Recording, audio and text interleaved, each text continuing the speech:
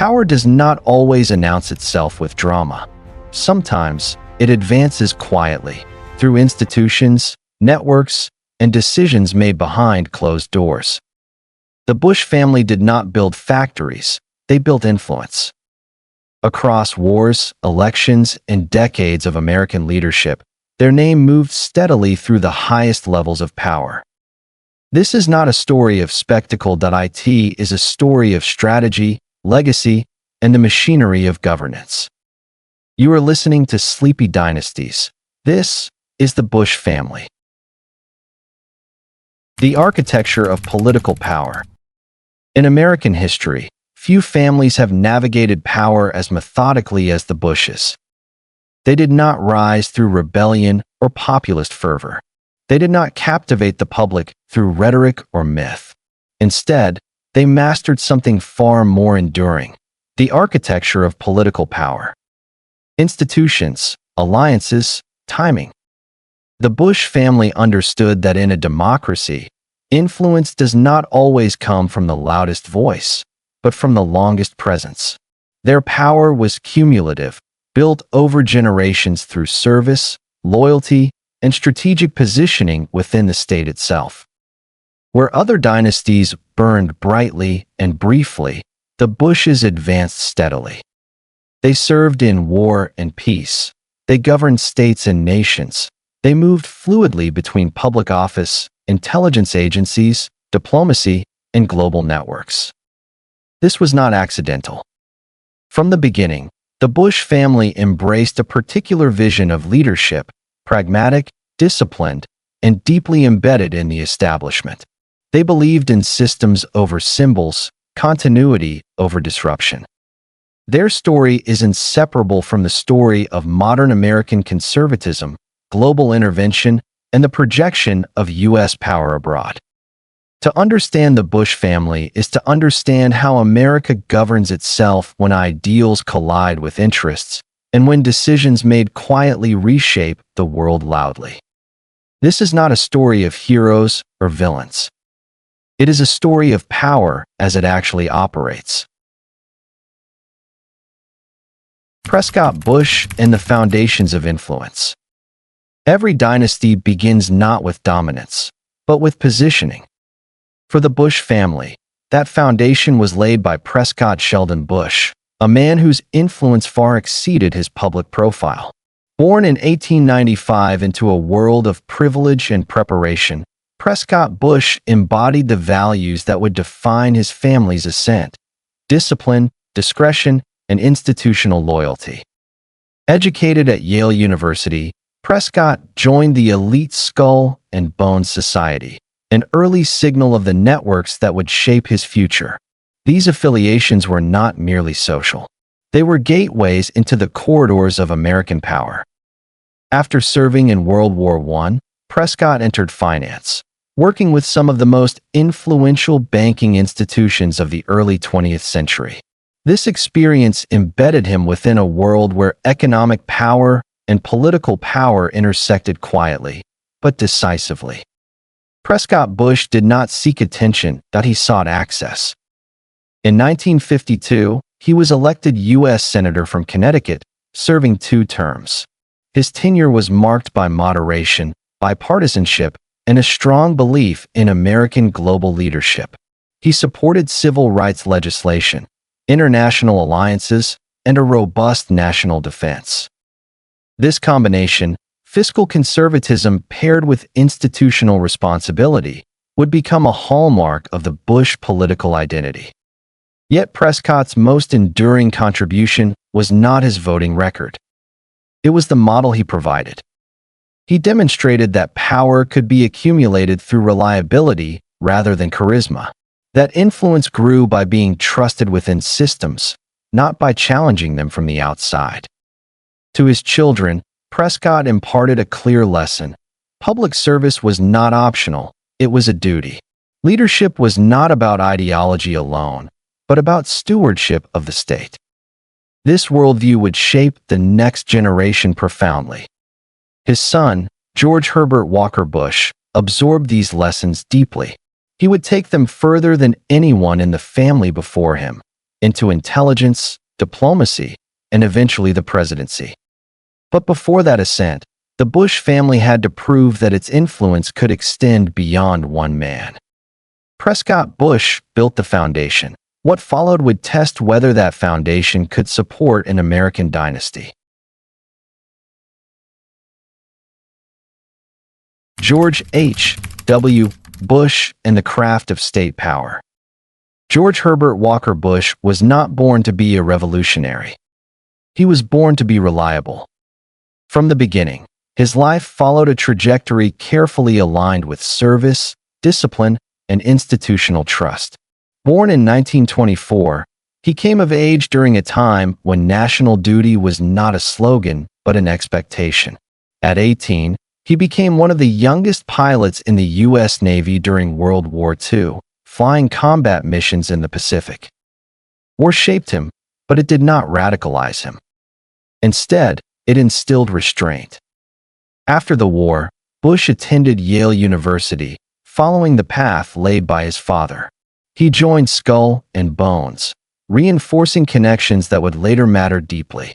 But unlike many heirs of privilege, he did not immediately pursue politics. He moved to Texas, entered the oil business, and built wealth independently.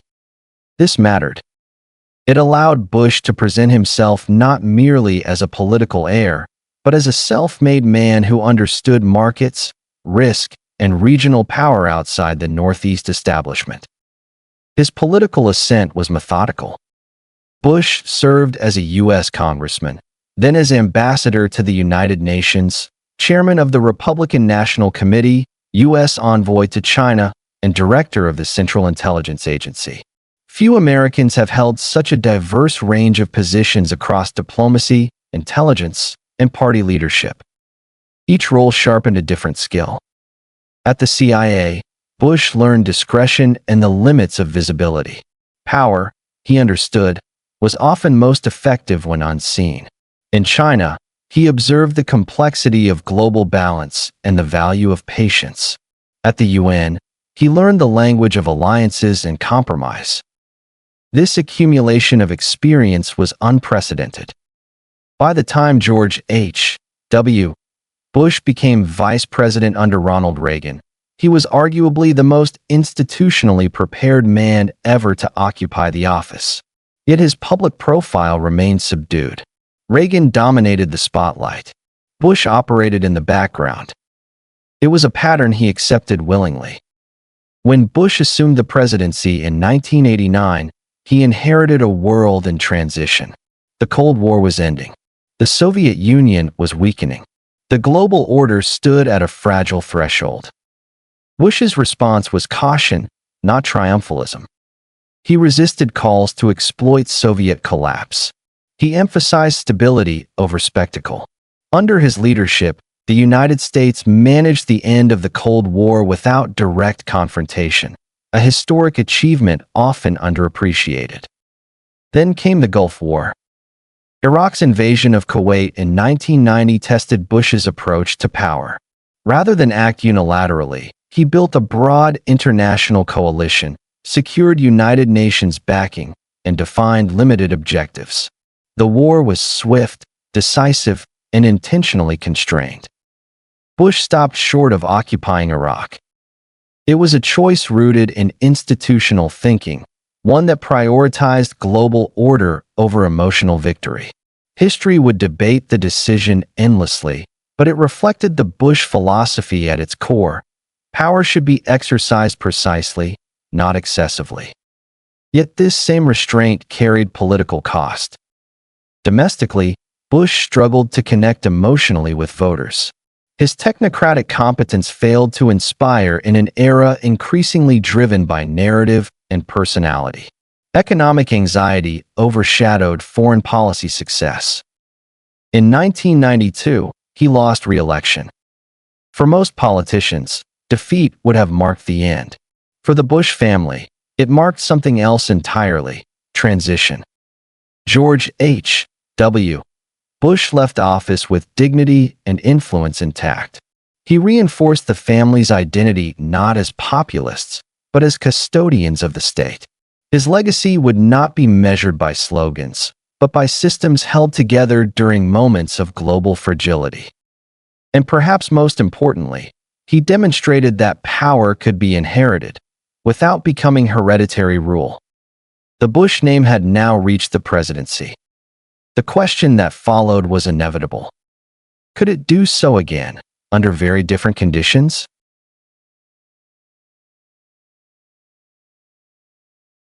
George W. Bush and power under crisis. George Walker Bush was never meant to inherit his father's image. Where George H. W.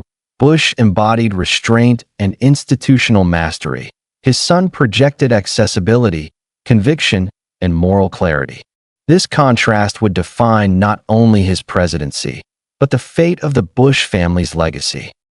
Born in 1946, George W. Bush grew up in the shadow of a disciplined patriarch whose achievements were vast and understated. The younger Bush struggled early, academically, professionally, and personally.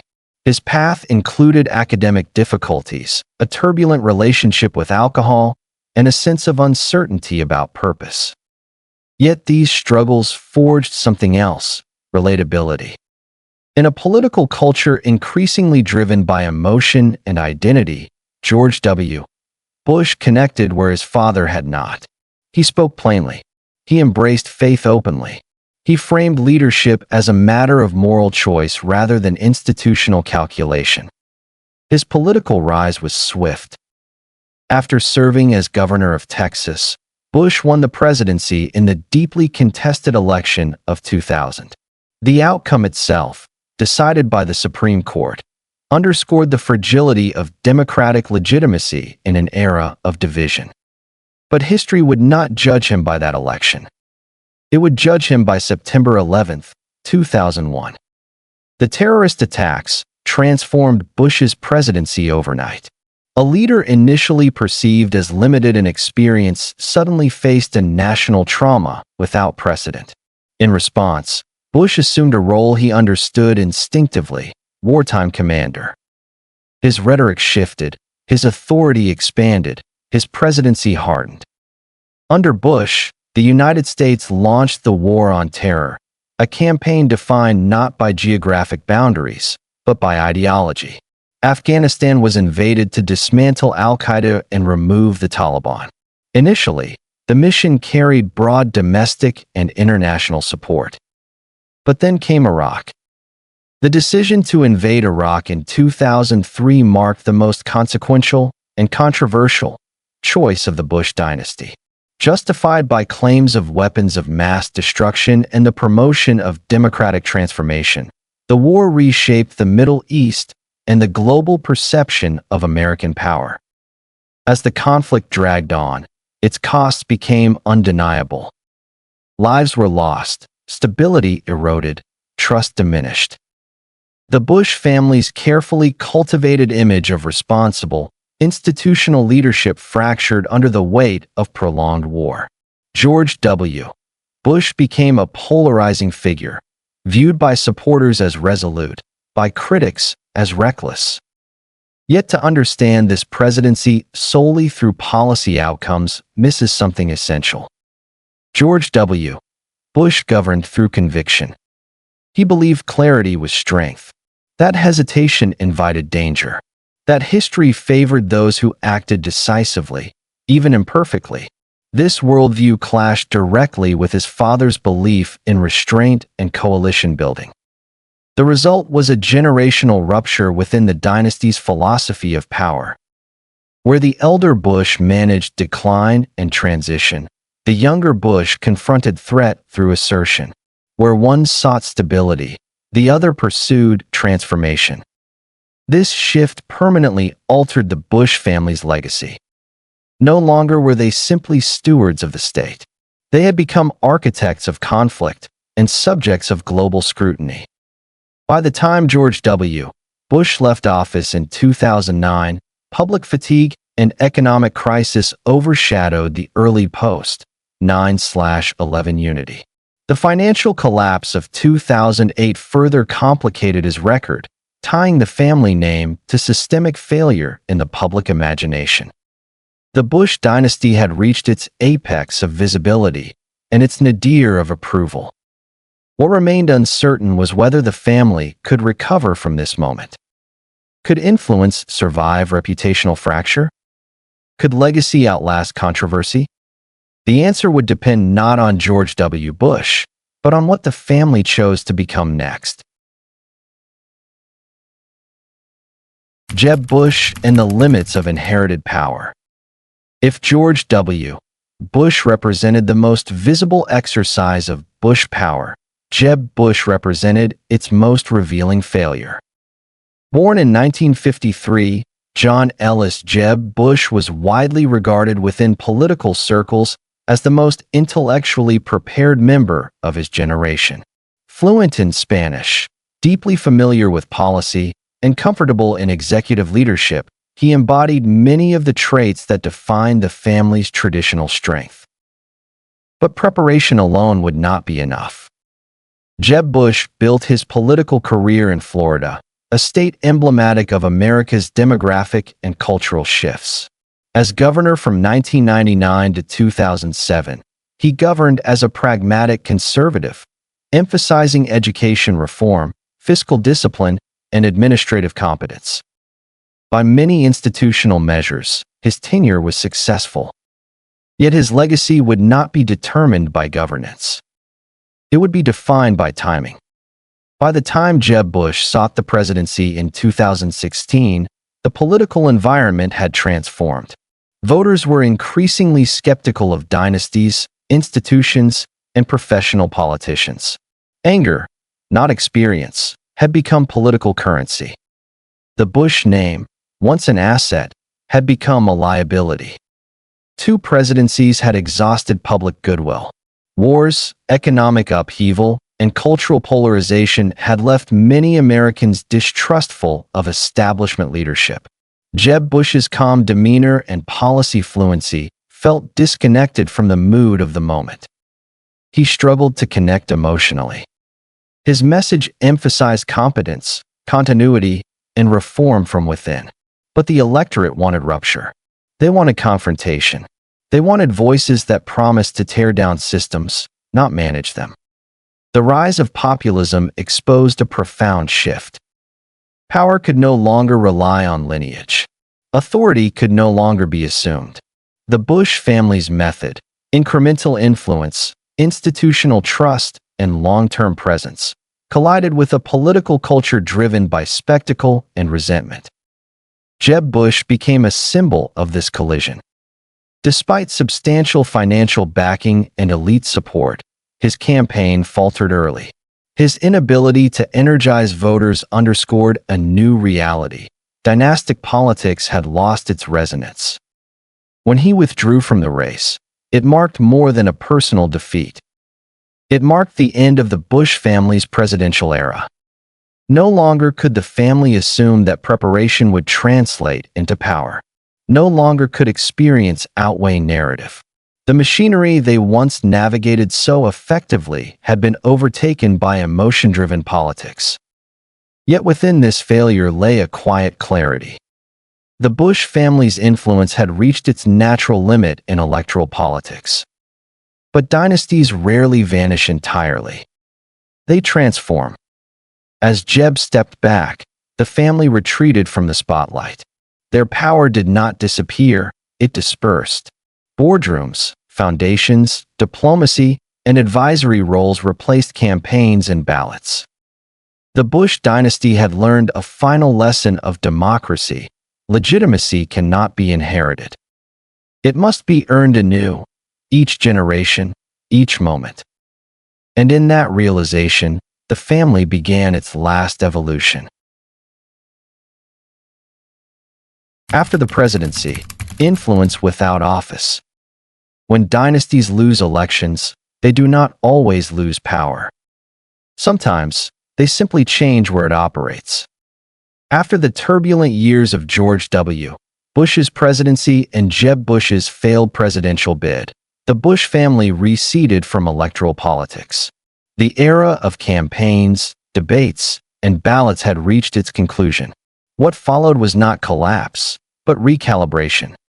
The family's influence migrated away from the public stage and into quieter domains: foundations, diplomacy, education, and global advisory networks. George H. W. Bush had already modeled this transition. After leaving office, he transformed into a statesman unburdened by political competition. His humanitarian efforts, particularly through disaster relief and international partnerships, restored elements of moral authority to the family name. Working alongside former rivals, he embodied reconciliation rather than dominance. This post-presidential identity reshaped how the Bush legacy would be remembered. George W. Bush followed a more unexpected path. In retreat from political life, he turned to art. His paintings, primarily portraits of wounded veterans and world leaders, were widely interpreted as acts of introspection. While critics debated their sincerity, the gesture itself signaled something deeper: a man attempting to reframe his legacy through empathy rather than power. This personal evolution softened public perception. Meanwhile, other members of the family redirected their efforts toward policy, education, and global engagement without seeking elected office. Think tanks, philanthropic institutions, and academic partnerships became new arenas of influence.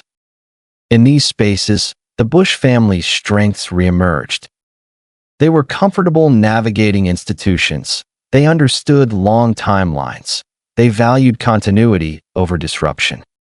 Unlike media-driven political figures, the Bushes excelled in environments where patience, negotiation, and credibility mattered more than visibility. This shift reflected a broader transformation in how power functioned in America. The era of hereditary political dominance had ended, but the era of elite influence had not. It had simply become less visible and more diffuse.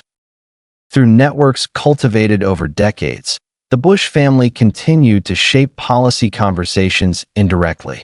Their counsel was sought on matters of foreign affairs, national security, and governance, not because of charisma, but because of accumulated experience. Yet this influence came with limitations. They could no longer define the national agenda. They could no longer command the public narrative.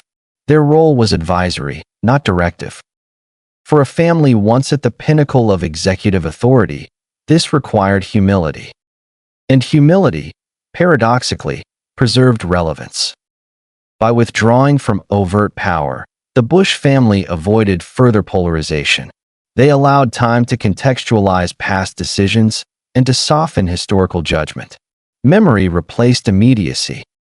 Their story became less about individual presidencies and more about a sustained presence across eras of change.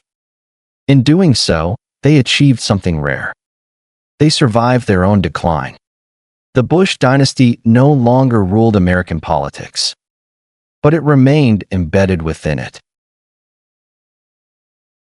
The Bushes among American dynasties. Not all dynasties rise the same way. Some command attention through charisma, some inspire devotion through mythology, others endure through systems. The Bush family belongs firmly to the third category. When compared to families like the Kennedys or the Fords, the distinction becomes clear. The Kennedys thrived on narrative, youth, tragedy, idealism. Their power came from emotional resonance and cultural symbolism. The Fords built industrial might, shaping daily life through machinery and scale. The Bushes, by contrast, built neither myth nor industry. They built alignment. Their influence flowed through institutions, political parties, intelligence agencies, diplomatic corps, and financial networks. Rather than disrupt systems, they embedded themselves within them, becoming indispensable through familiarity and trust. This approach produced durability. Where Kennedy power burned brightly and then fractured under tragedy, Bush power accumulated quietly across decades. Where Ford influence peaked with industrial dominance and then diluted through globalization, Bush influence adapted by following the state wherever it evolved.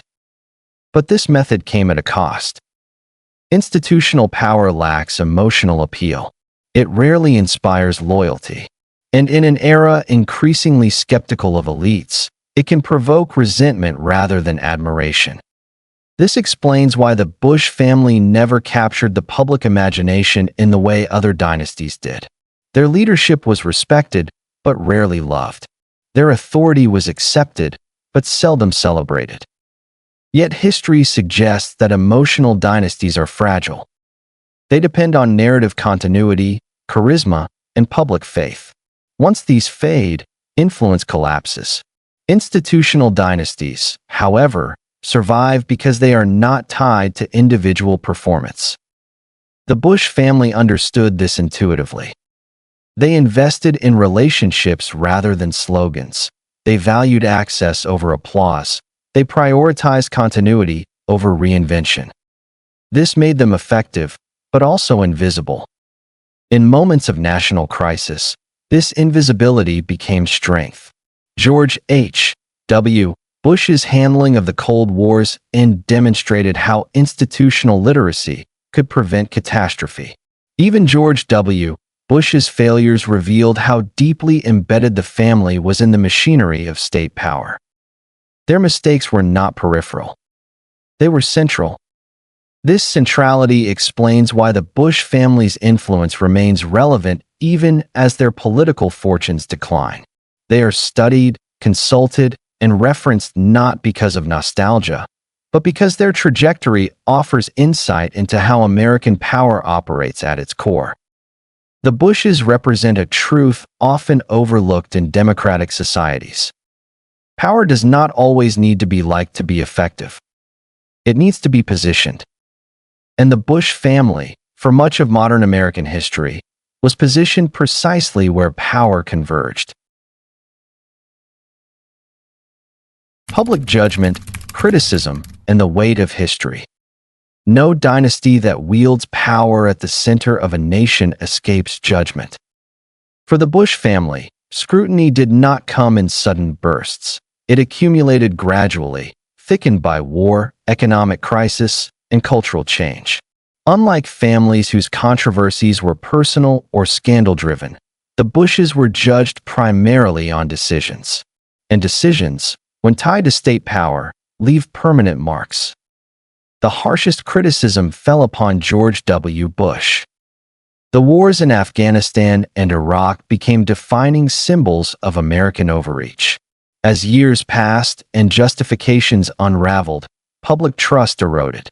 Intelligence failures, civilian casualties, and prolonged instability transformed what had once been framed as moral clarity into historical controversy. For many critics, the Bush administration came to represent the dangers of ideological certainty combined with unchecked executive authority. But the criticism extended beyond policy. It questioned competence. It questioned honesty. It questioned whether the Bush family's closeness to institutions had insulated them from accountability. The 2008 financial crisis further compounded this perception. Though rooted in systemic failures decades in the making, the collapse occurred under George W. Bush's watch, binding the family name to economic pain felt by millions. In the public imagination, nuance vanished. The Bush legacy became shorthand for establishment failure. Yet history is rarely static. As distance grows, judgments soften, not through forgiveness, but through context. Scholars and historians began reassessing the Bush years within broader structural forces: post-Cold War uncertainty, the shock of terrorism, and the limits of unilateral power in a globalized world. This reassessment does not absolve. It complicates. George H.W. Bush's legacy, once overshadowed by his son's presidency, experienced a renaissance. His restraint during geopolitical transition came to be viewed as a model of crisis leadership. What once seemed cautious began to look prescient. the family's internal contrast became clearer. Two presidents, shaped by the same lineage, responded to power in radically different ways. One prioritized balance. The other pursued transformation. History began to recognize that the Bush dynasty was not monolithic.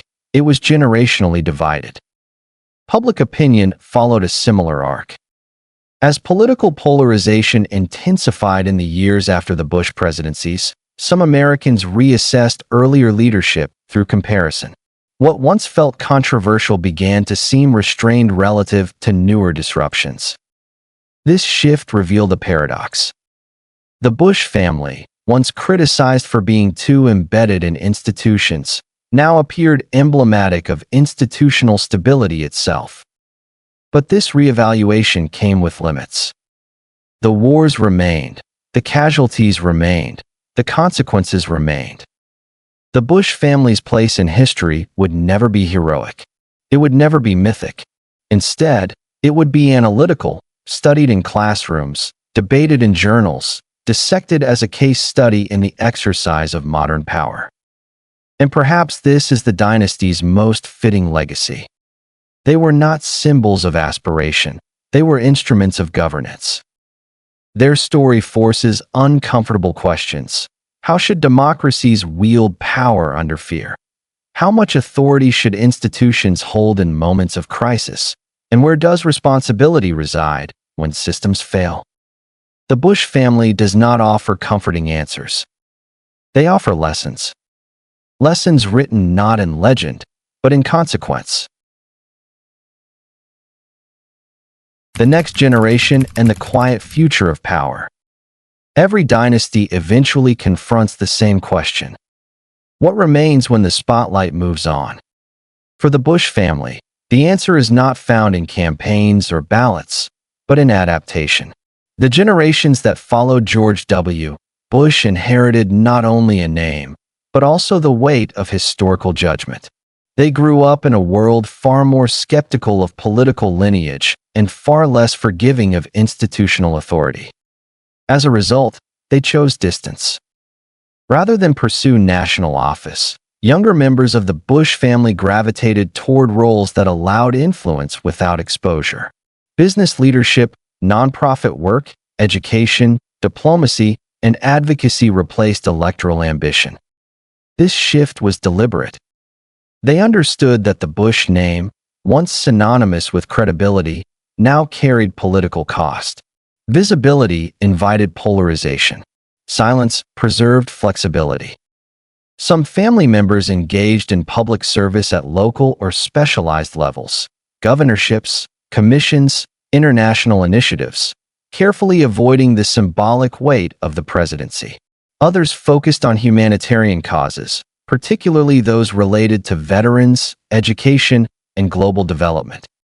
This form of engagement reflected an evolution in the family's philosophy.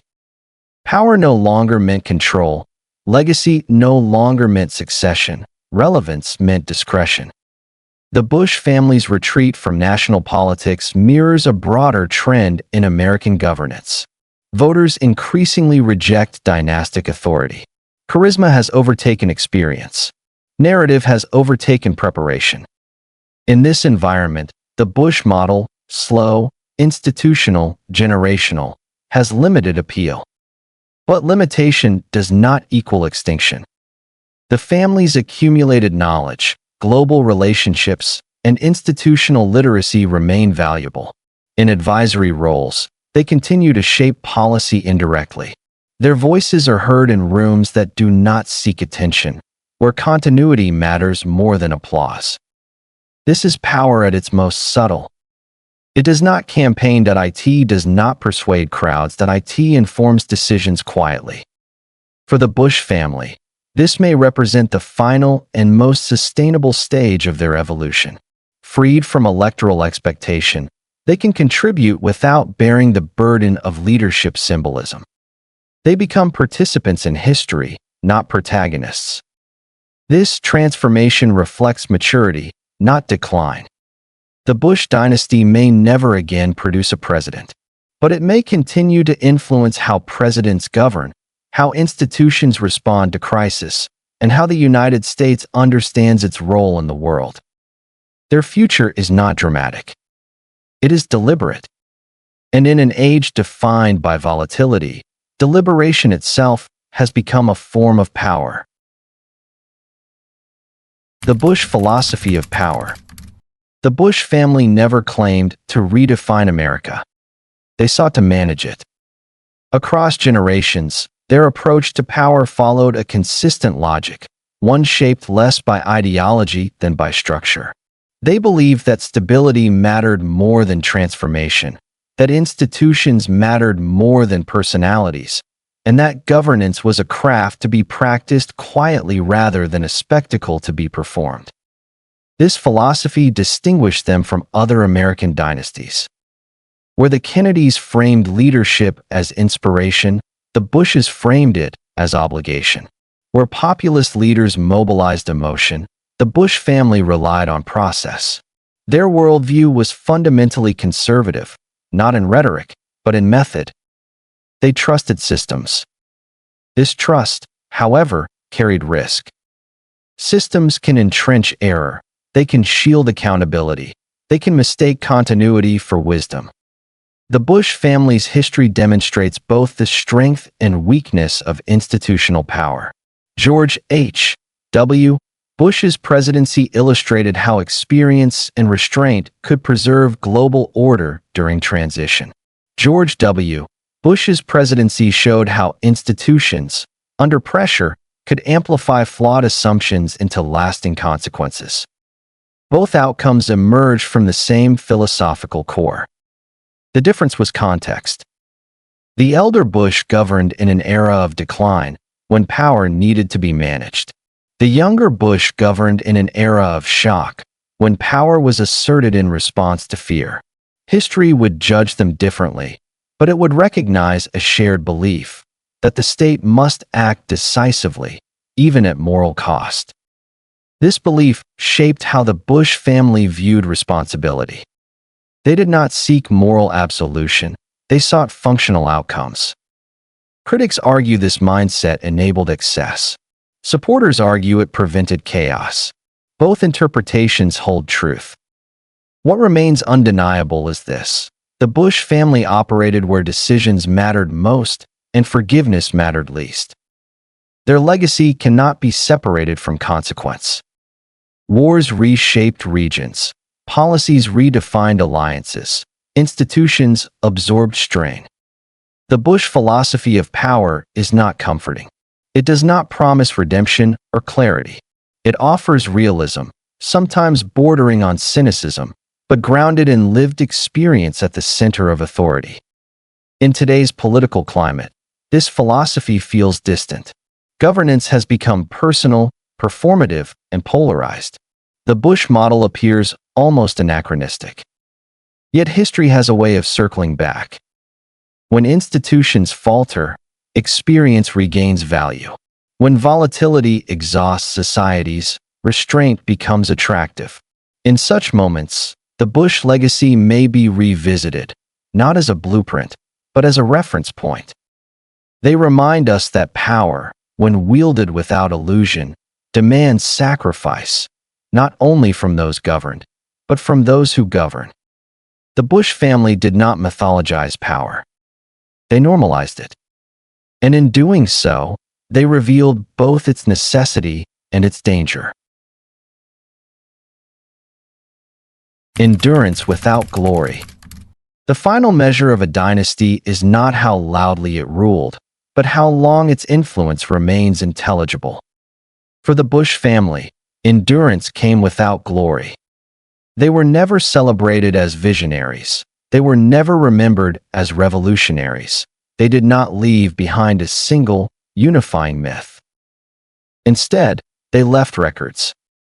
Votes cast, orders signed, wars authorized, alliances maintained, institutions strained, preserved, and sometimes broken. The Bush dynasty reached the summit of American power and discovered something few families do. Authority does not guarantee control, and experience does not immunize against error. They governed at moments when choices carried irreversible consequences. And those consequences, once released into history, could not be recalled, only interpreted. As public sentiment shifted and new political forces rose, the Bush family learned to step away. They did not cling to relevance through spectacle. They did not attempt redemption through rhetoric. They accepted obscurity. This acceptance marked their final transformation. From aspirants to office holders, from office holders to elders, from elders to references. In classrooms, in policy debates, in historical reassessments, the Bush name persists, not as aspiration, but as a case study. A study in how democratic power functions when filtered through institutions, habit, and inherited responsibility. Their story reveals a truth often ignored in political narratives. Power rarely ends cleanly. It dissolves, slowly, unevenly, into memory and structure. The Bush family did not collapse, they concluded. And in that conclusion, they preserved something essential: the ability for history to judge them honestly, without the distortions of mythology. They are remembered not for who they claimed to be, but for what they did. And that, in the end, may be the most democratic legacy of all. What the Bush family leaves behind. The Bush family does not offer a heroic story. It offers a functional one. A story about governance without romance, leadership without spectacle, and responsibility without absolution. They remind us that power, when exercised through systems, magnifies both intention and mistake. That institutions can stabilize nations, but also entrench misjudgment. And that legacy is not something one controls, but something one leaves behind for others to define. The Bush dynasty shows what happens when a family becomes inseparable from the state itself. Not beloved, not despised forever, but studied.